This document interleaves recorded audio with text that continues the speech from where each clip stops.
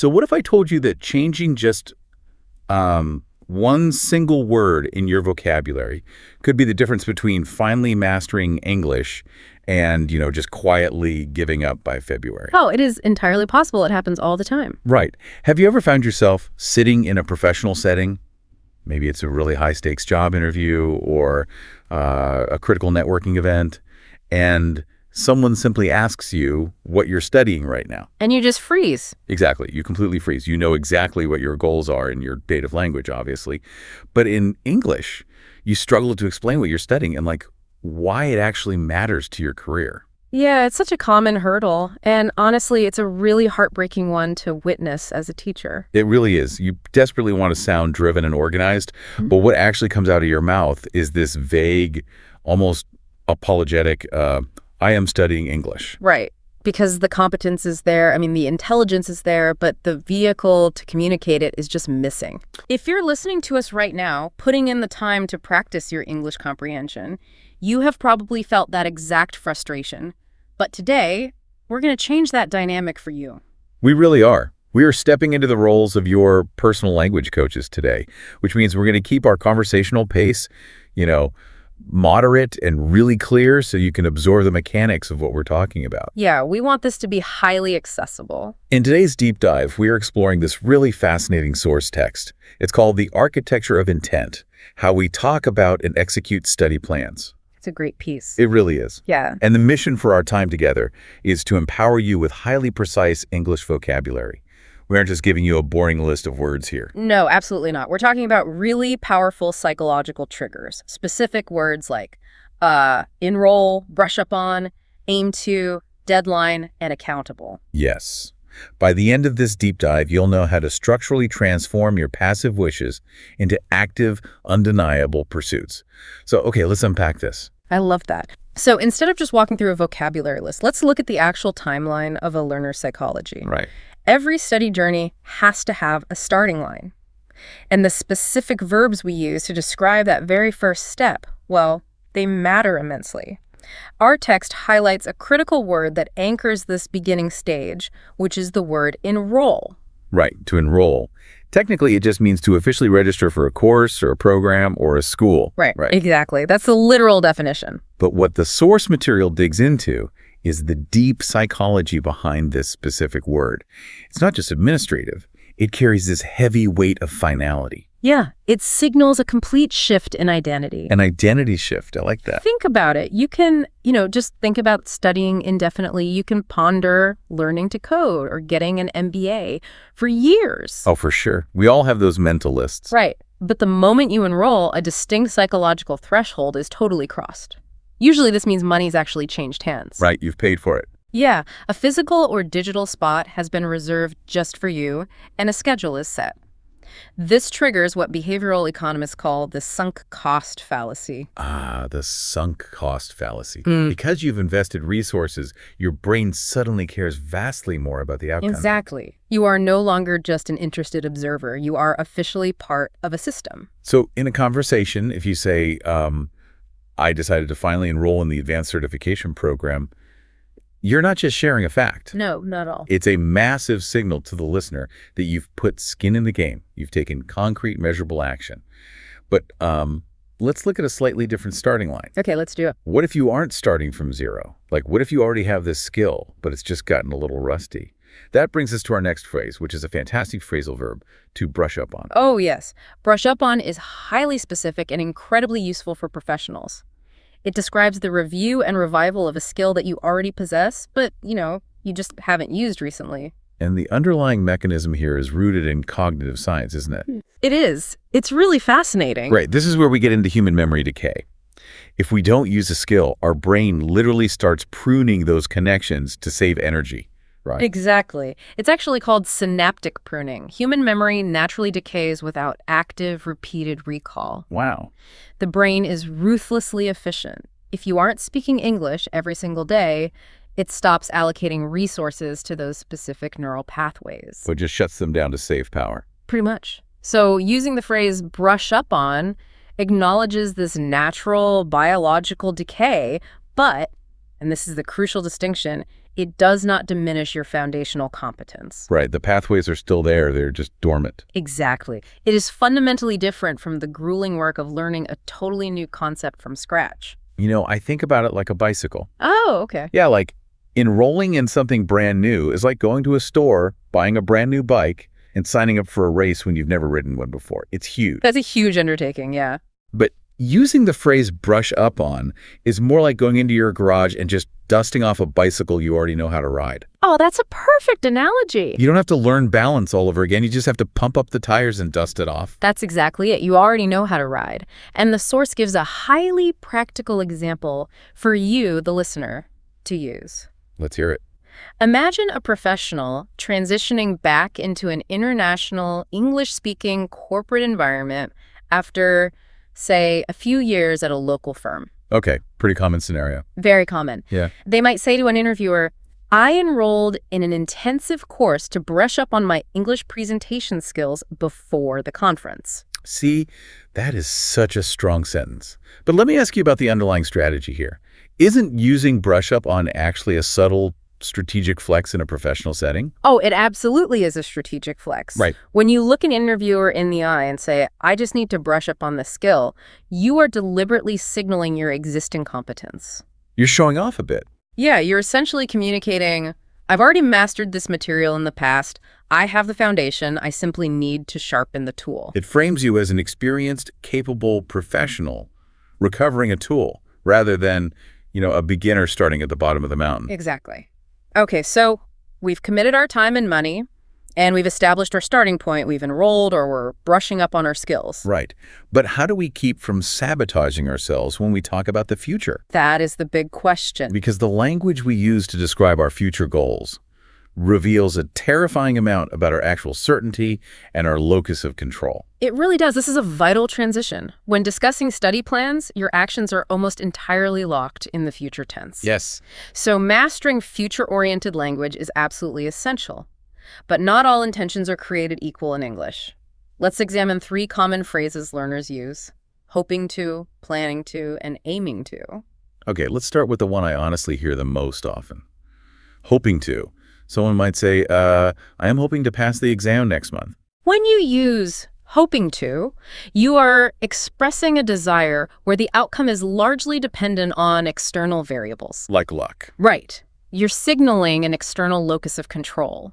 It implies a subtle lack of confidence, suggesting that you are relying on a favorable test paper or maybe an easy grader or just plain luck. Here's where it gets really interesting. Okay. If you're sitting in a job interview and the hiring manager asks about when you'll finish a required certification, saying, I'm hoping to pass, is incredibly damaging, isn't it? Oh, it's terrible for your image. It completely strips you of your agency. It sounds like you're just tossing a coin into a wishing well and waiting to see what happens. Right. It completely removes you from the driver's seat. You sound like a passenger in your own career.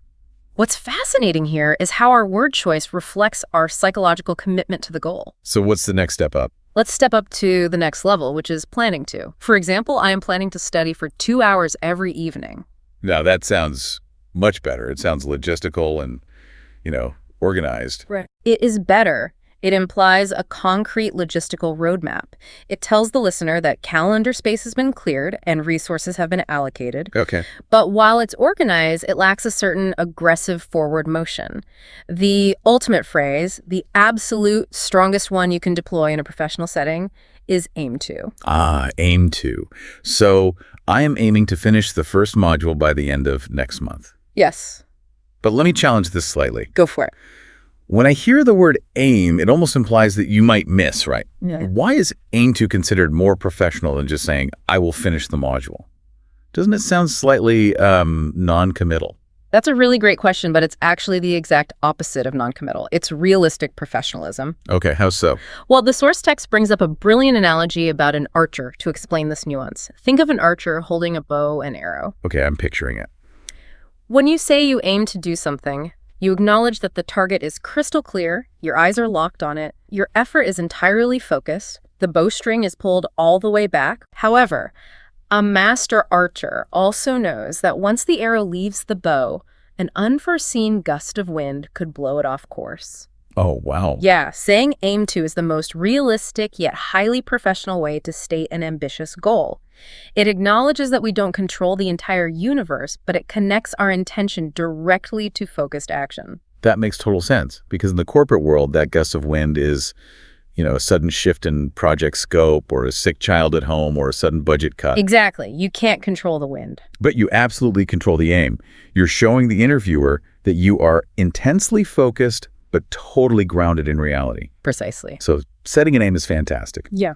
But a goal without constraints is just a dream. What actually forces human beings to sit down and do the hard, boring work? That brings us to our reality check. Deadlines and accountability. Let's get into it. The word deadline is arguably one of the most practically important words in the entire English lexicon of goal setting. It's the specific date or time by which a task absolutely must be finished.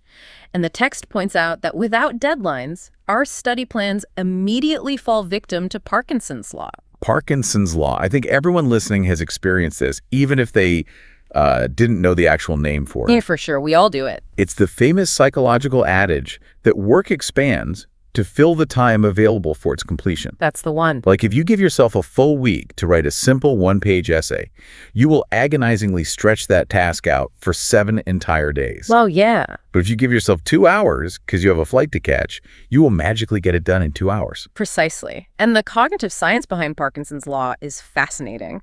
Without a looming deadline, our brains simply do not produce the necessary stress hormones like cortisol and adrenaline that actually trigger urgent focus. So we just dawdle. We dawdle. Whoa. A robust study plan requires a primary deadline, like the actual exam date, but it also requires multiple secondary self-imposed deadlines to continually manufacture that focused urgency. And for you listening, I really want you to notice the specific vocabulary collocations we use in English regarding this word. Yes, collocations are key. A collocation is just a group of words that naturally go together in a language.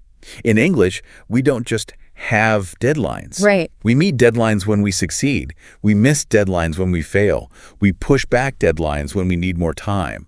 And we work against tight deadlines when the pressure is really on. Those are perfect examples. Linking your actions to a firm deadline creates that necessary urgency. But having a brilliant plan, a firm deadline, and excellent vocabulary is pretty much useless without the actual execution. True. This is where the source text tackles the engine of progress, which is the debate between motivation and consistency. Okay, I have to throw some conversational friction in here because I think a lot of learners will really struggle with this part. Okay, let's hear it. I hear you on setting a deadline to force the work. But honestly, if I wake up and I just don't feel motivated, I'm simply not going to open my textbook. Wait, isn't motivation the most important thing for a student? It's a common thought, but it's not entirely accurate. Relying on motivation is a very common trap. Motivation is wonderful for getting started. Right. It's the fuel that gets you to click the enroll button. But motivation is fundamentally an emotion. And as we all know, human emotions are notoriously fleeting and unreliable. You really are. You will not wake up feeling motivated every single day. If you only study when you feel motivated, you will simply never reach your deadline. That's the harsh reality, isn't it? The emotion just fades the absolute moment the work gets difficult. Exactly. What actually gets a student to the finish line is consistency. Consistency. Yes, consistency is the behavioral ability to execute your daily routine regardless of your emotional state. It means sitting down at your desk and studying even when you are exhausted or bored or completely unmotivated. But how do we actually bridge that gap? Because choosing consistency over comfort is incredibly difficult for anyone. It's extremely hard. If motivation fades and consistency is hard to maintain on our own, what is the mechanism that actually keeps us on track? The mechanism is accountability. Accountable. Yes. To be accountable means being explicitly responsible for doing what you said you would do, and crucially, having to report your progress to someone else. So it's taking the promise out of your own head and putting it out in the public square. Exactly. If we connect this to the bigger picture, this is exactly why solitary learners have such high failure rates, while those in structured study groups actually succeed. Wow, really? Yes, accountability heavily leverages human social psychology. We are social creatures, and we have a deep-seated evolutionary fear of losing face or looking unreliable in front of our tribe. That makes a lot of sense. It is scientifically proven that it is much harder to disappoint a respected peer or a teacher than it is to quietly break a promise to ourselves. Oh, definitely.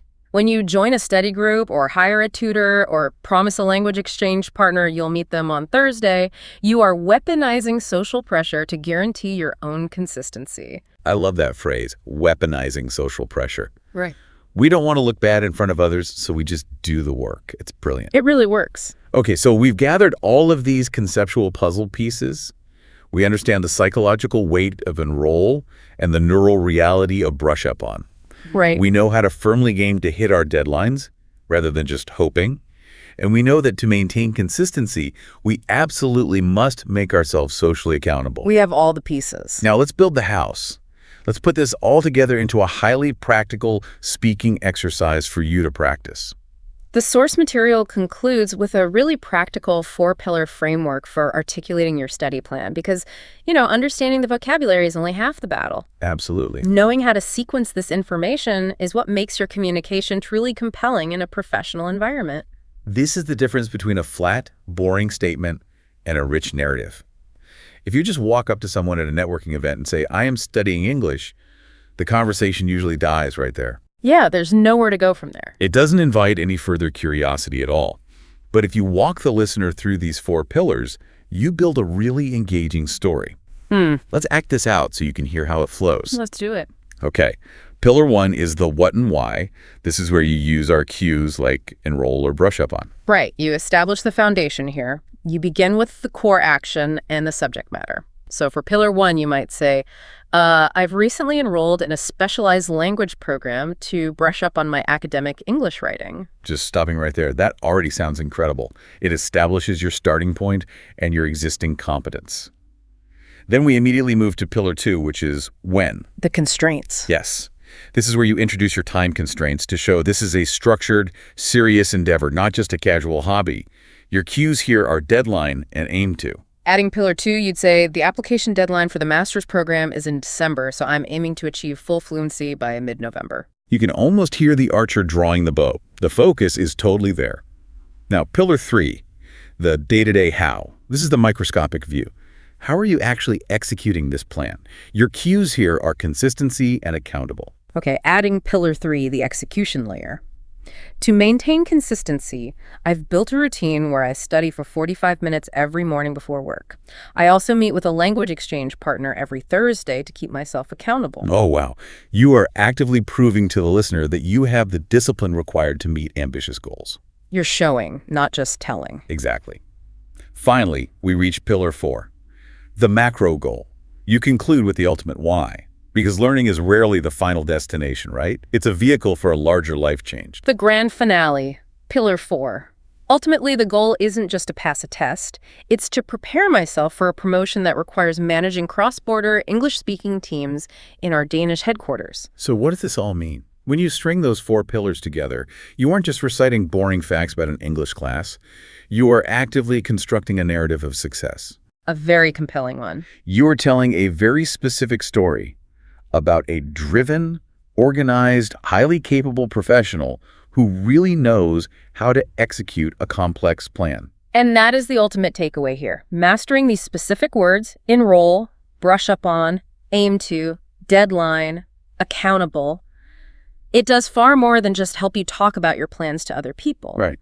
By systematically combining these elements, you actually create a psychological roadmap for your future self. That's amazing. You transform the daunting, sort of overwhelming prospect of studying into a manageable, highly articulate blueprint for success. And by the way, just by listening to this deep dive today and analyzing this vocabulary with us, you are already practicing the exact kind of consistency we've been talking about. You absolutely are. You showed up, you pressed play, and you engaged with the material today. That's a huge win. It really is.